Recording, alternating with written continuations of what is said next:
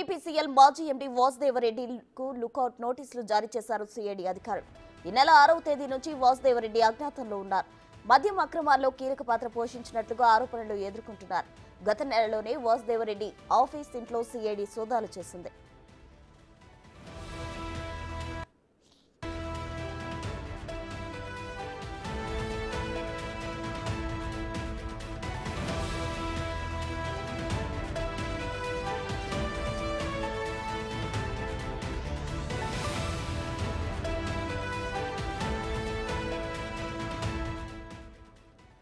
ఏపీబీపీసీఎల్ మాజీ MD వాసుదేవరెడ్డికి lookout నోటీసులు జారీ చేశారు సిఐడి అధికారులు. దీనికి సంబంధించిన ఓవరాల్ డీటెయిల్స్ మా ప్రతినిధి శివ అందించేందుకు సిద్ధంగా ఉన్నారు. శివ, చెప్పండి. అయితే మాజీ ఎండీకి నోటీసులు జారీ చేయడం జరిగింది. దీనికి సంబంధించిన ఓవరాల్ డీటెయిల్స్ ఏంటి శివ?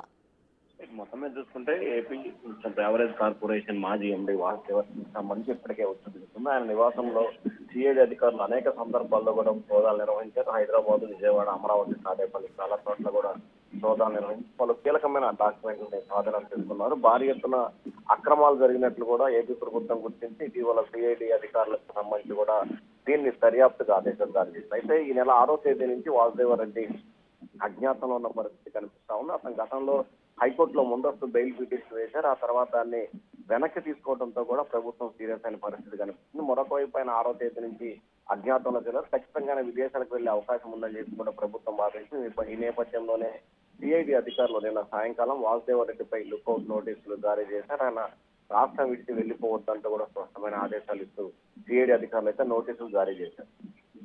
Thank you Shiva.